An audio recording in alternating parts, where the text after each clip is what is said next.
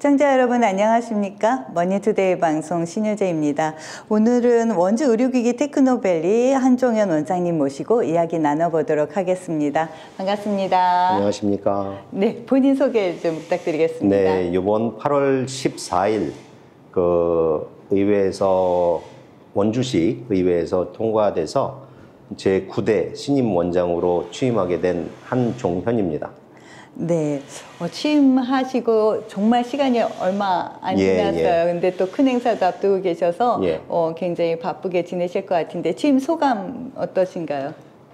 소감이라 하면 기대도 되고요. 네네. 그다음에 또 부담도 되고, 그다음에 그 지역사회 혹은 원주시, 강원도 포함해서 이 원주 의료기기 테크노밸리를 만드셨던 선임 그 원장님들 포함해서 제 재임 기간 동안에 어떻게 더 활성화시키고 변화시킬 수 있겠느냐에 대해서 조금 기대도 되고 부담도 좀 됩니다. 네, 워낙 유능하시다고 소문이 자자해서 기대를 굉장히 높여놓으셨어요. 네, 그래서 많은 아마 이제 바라보는 시선들이 많을 것 같은데요. 그래도 원주 의료기기 테크노밸리에 대해서 모르시는 시청자분들이 많기 때문에 네네. 어떤 역할을 하는 곳이고 어떤 업무를 하는 곳인지 소개 좀 부탁드리겠습니다. 먼저 우선 그 원주 의료기기 테크노밸리는요. 민간이 주도가 돼서 필요에 의해서 자생한 그 기관입니다. 보통은 정부에서 이런 프로젝트나 아니면 이런 것들 업무를 해보자 해서 만들어지는 기관들이 많은데 독특하게 여기는 기관에서 혹은 하기 전에 민간하고 학교에서 이 사업의 이 지역에 산업을 육성하기 위해서 자생적으로 발전한 조직이고요. 그다음에 그러다 보니 기관에서도 혹은 정부에서도 관심을 많이 가주시고 특히나 원주시에서 전폭적으로 지원을 해주시고 하셔서 지금 여기까지 발전해 온 것 같습니다. 이 목적은 제가 봤을 때 아마 창업하는 의료기기 아까도 모두에 말씀드렸습니다만 좀 의료기기 업체들이 좀 영세해요. 영세하기 때문에 그분들의 독특한 아이디어를 바탕으로 해서 창업과 보육과 그다음에 마케팅해서 그 점차적으로 기업화 시켜드리는 아마 지원기관이라고 할 수 있습니다. 네, 원주가 헬스, 건강을 내세워서 크고 있는 도시인데요. 아마 그런 부분에서 의료기기가 성장해야 되지 않을까라는 생각이 듭니다. 경영을 이제 하셔야 되잖아요. 이 의료기기 테크노밸리의 경영을 하시다 보면은 눈에 보이는 여러 가지들 변화를 좀 만들어야 되겠다. 이렇게 구상하고 계시는 게 있을 것 같아요. 어떤 구상을 갖고 계신지 궁금하네요. 아마 제가 생각하는 이 원주 의료기기 테크노밸리는 기존에 잘 그 8대 원장님들하고 기관 또 원주하고 해서 협력해서 잘 진행 발전되어 왔습니다. 근데 그럼에도 불구하고 세상이 훨씬 더 빠르게 움직이고 있는 것 같거든요. 그리고 저희 나라는 특성상 또 수출이라는 대명제를 가지고 있습니다. 기업들이 사실은 국내 시장과 아울러서 글로벌 시장에 관련된 그 산업들을 육성하고 발전시키는 것들이 기업의 생존과도 연관이 돼 있기 때문에 아마 앞으로도 제가 봤을 때는 저희 원주 의료기기 테크노밸리는 그런 부분을 조금 더 집중해서 변화시켜야 한다고 저는 생각을 하고 있습니다. 네, 이런 변화들에 대한 이야기들을 좀 나누고 있는데요.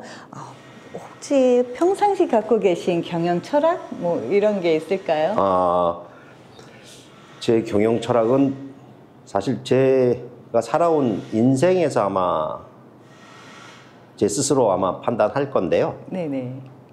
제 생각은 길이 없으면 만들어가면 된다예요. 명언이 나왔습니다.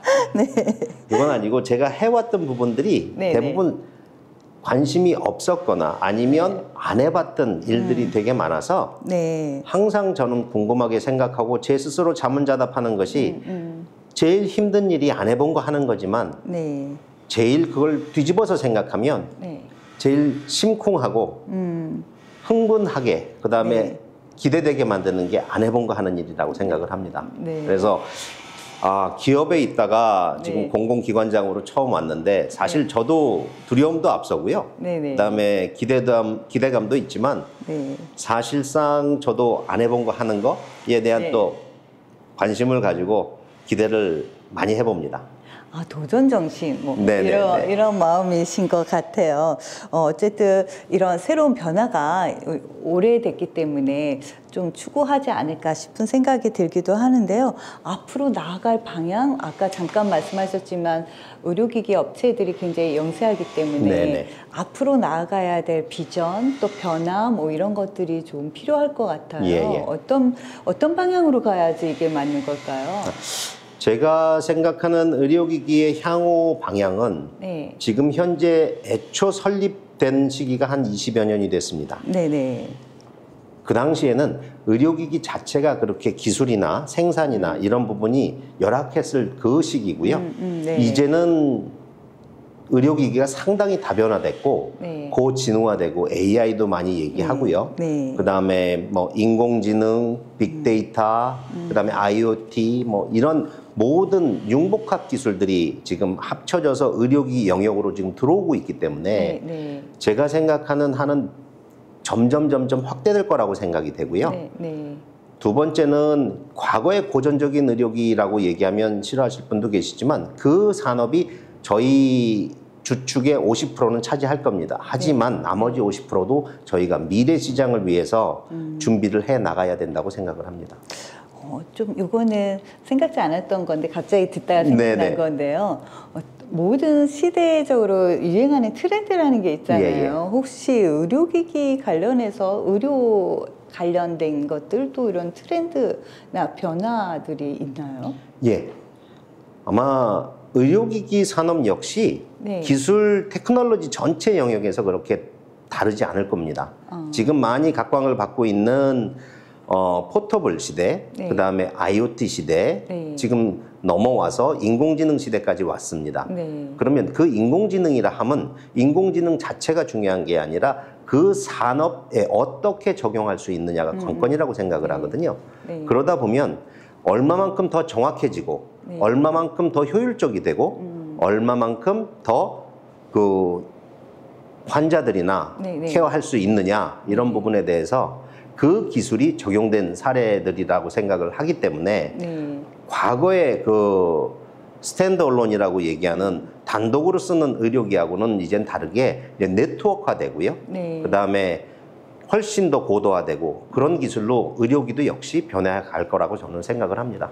네, 워낙 인공지능이 발달하다 보니까 뭐 어느 곳에서나 생활이 이제는 너무 많이 달라진 것 같아요. 우리가 즐기고 알고 있는 의료기기 말고도 또 병원이나 이런 전문적으로 쓰이는 의료기기들도 되게 많기 때문에 혹시 그런 변화들에서도 요즘처럼 분쟁이 많을 때에는 더 효율적으로 사용되는 것들이 있지 않을까라는 생각이 들기도 하는데 어떻게 보세요? 아마 과거 의료기기 시장은 B2B 비즈니스 베이스였습니다. 네. 그러니까 의료기기 업체가 개발을 해서 병원에 납품을 하고 네. 병원에서 그걸 사용을 해서 환자를 치료하는 네네. 이러한 그 비즈니스 형태를 가지고 있었는데 이제는 전주기 관리라고 해서요.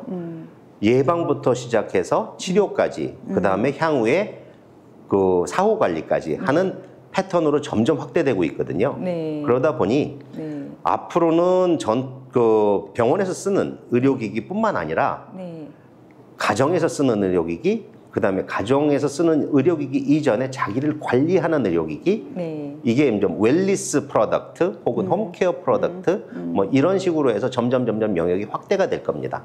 네, 이제 세상이 달라집니다. 시청자 여러분들도 아마 어떤 세상이 또 열려갈까 기대가 되실 텐데요. 원주 의료기기 테크노밸리 이야기 나누고 있습니다. 이제 9월 5일이면 또 전시회도 열리죠. 예, 강원 의료기기 전시회 있습니다. 네, 강원 의료기기 전시회에 대한 또 이야기 좀 나눠보려고 하는데요. 어떤 전시회인가요?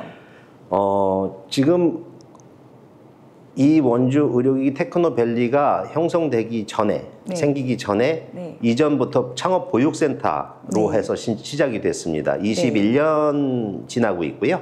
그다음에 전시회 전신을 포함하면 20년 됩니다. 그래서 올해가 20주년이거든요. 네. 그래서 많은 분들이 관심도 가지고 계시고 특히 이게 좁게 의료기기 하시는 분들의 행사가 아니라 네네. 그러니까 과거에는 내 거를 많이 수출 계약을 한다. 내 거를 판매하고 그다음에 많은 관람객이 들어와서 보고 네. 이거를 넘어서 이제는 어떻게 이 활동들을 확대해 나갈 수 있느냐라는 것들이 관건이 될 텐데 상당히 원주와 강원도에 기여를 많이 했습니다. 네. 그래서 원주의 의료기기 혹은 강원도의 의료기기 수출 금액 자체도 상당히 큰 부분을 저희가 차지하고 있는데 좀 더 글로벌화 시켜서 확대해 나가야 된다고 저는 생각을 합니다.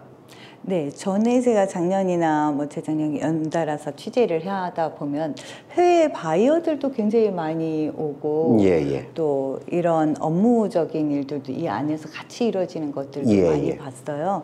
그래서 이제 수출에 대한 기대, 예. 업체에서 오시는 분들은 그런 기대가 굉장히 클 것 같은데요. 네. 올해도 해외 바이어들이 많이 참여하나요? 예, 올해도 한 100여 분 정도 지금 코트라와 협력해서 네네. 신규로 바이어 발굴도 하고요. 네. 그다음에 저희 사업에 정말로 관심을 가지고 있는 진성 바이오라고 해서 막 팬이라고 하죠. 네. 팬덤을 만들 수 있는 한국의 의료기기에 관심을 가지고 팬덤을 만들 수 있는 그런 그 해외 바이어들을 많이 유치를 하려고 네. 이번에도 노력을 많이 했고 지금 유관 기관들하고 원주시도 그렇고 코트라도 그렇고 저희도 그렇고 강원도도 그렇고 전체가 협력해서 네. 총력전으로 좀 한번 잘 만들어 보려고 노력을 하고 있습니다.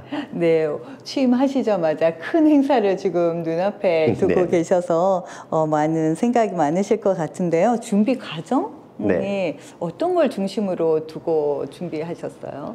준비 과정이라고 그러면 기존에 한 10여 년, 20여 년 가까이 지금 저희가 진행을 해오고 있기 때문에 기본 네. 과정은 거의 비슷합니다. 하지만 얼마만큼 원주에 계시는 의료기기 네. 회사들을 잘 소개해 드릴 수 있고 네. 그다음에 원주 테크노밸리를 홍보하고 그다음에 저희들의 가치를 제고해서 좀 더 향후에 관심을 가지고 저희들하고 같이 협력을 하고 그다음에 미래 먹거리를 위해서 계속 노력할 수 있느냐의 홍보 작전이라고 저는 생각을 합니다.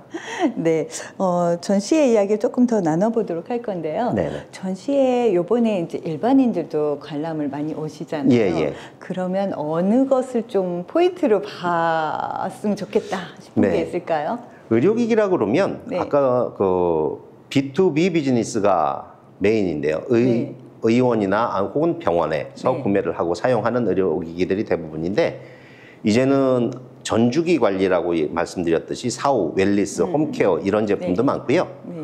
저희가 지금 현재 의료기기 테크노밸리라고 얘기는 하고 있지만 네. 제 생각은 저의 경험도 좀 살려서 건강기능식품도 그렇게 떨어져 있지 않은 영역이고요. 네. 그다음에 제약도 현재는 저희하고도 관심이 있는 부분이라 그런 부분 때문에 강원도하고 협력해서 춘천, 강릉이 이번에 같이 조인을 해서 네. 협력을 하거든요. 네. 그렇듯이 모든 부분들의 소비자들은 먼저 본인들께서 쓰실 수 있는 거, 네. 가정에서 어떻게 유용하게 쓰는 거, 네. 홈케어나 웰리스, 네. 건강기능식품 네. 혹은 화장품류 요 정도가 아마 관전 포인트가 아닐까 하는 생각이 듭니다. 화장품 하니까 제가 눈이 먼저 네, 뜨이는데요. 화장품도 의료에 해당이 되나요? 예. 아. 화장품은 일반적으로 소비자들이 쓰시는 네. 제품이시지만 네네. 요 화장품을 기능성을 더 추가하거나 임상으로 입증을 하거나 그러면 네네. 요새는 제약회사들도 상당히 많이 그 화장품에 관심을 많이 갖습니다. 네. 그래서 그냥 단순한 과거의 화장품이 아니라 기능을 가지고 있는. 첨부한 아. 그러한 제품들이 기능성 화장품이라고 그래서 네네. 코스메티컬, 네. 코스메틱과 파마스티컬의 합쳐진 말인데 네. 그래서 제약회사들도 네. 그쪽에 새로운 시장을 만들기 위해서 많은 노력을 합니다. 아, 네. 많은 분들이 관심을 가지고 예. 찾아올 것 같습니다. 우리가 조금 좀 더 전문적으로 이야기를 좀 들어가서 듣고 싶어 하시는 분들도 계실 것 같아서 의료계에 계시는 분들 네. 또 병원이나 이런 네. 분들이 요거 새로운 기술들이 우리 또 보여지는 것들이 있을까요? 예.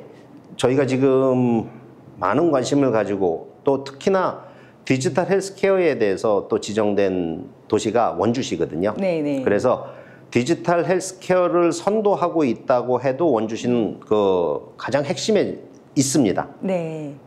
거기에 아울러서 네. 그 뭐 정부에서도 디지털 정보 뭐 얘기하시듯이 네. 어쨌든 의료기기도 디지털 전환화하고 있고요. 많은 부분이 또 이미 돼 왔습니다. 거기에 추가로 지금 인공지능이라는 네. 부분이 들어가서 조금 더 정확도를 높이고 네. 그다음에 또 다른 또 아이템 개발이라든지 아이디어 창출 뭐 이런 것들이 아마 향후 트렌드의 관전 포인트 아닐까. 전문가들 분께서는 아마 더 그런 부분에 관심이 많으실 겁니다. 네, 일반인부터 예. 전문가까지 다양하게 또 전시에 참석해서 볼 수 있는 관전 포인트를 열심히 설명해 주셨는데요. 마지막 질문입니다. 이제 편안하게 대답해 주셔야 되는데요. 제가 매번 인터뷰 때마다 물어요. 개인 소망이 뭡니까? 그런데 다들 업무에 대한 소망을 말씀하시더라고요. 네. 업무에 대한 소망이요. 뭐 포부 지금 밝히셨지만 네. 개인적으로 소망이 있을까요? 개인적인 소망이라 하면 네. 사실 잘 사는 게 우선이겠죠. 요새 힘드셨군요. 네, 잘 사는 게 네. 소망이실 건데 네네. 그 중에 저는 더 하고 싶은 게 네. 재밌게 잘 사는 겁니다. 아, 좋죠. 네. 재밌게. 그러니까 의미 없이 끌려가는 네. 삶보다는 네. 훨씬 더 내가 주도해서 네. 내 주위에 있는 모든 사람들과 협력을 하든가 역량이 된다면 도와줄 수 있으면서 네. 같이 재밌게 사는 게 네. 아마 가장 키워드 아닐까 하는 생각이 듭니다. 네, 저 오랜만에 개인적인 소망을 가지신 분을 만나서 너무 네. 행복합니다. 네. 우리가 여러 가지 꿈을 꾸고 소망을 가지고 살아가는 건 정말 행복한 일인 것 같은데요. 오늘 원주 의료기기 테크노밸리 신임 원장님이신 한종현 원장님과 재미있는 이야기 나눠봤습니다. 감사합니다.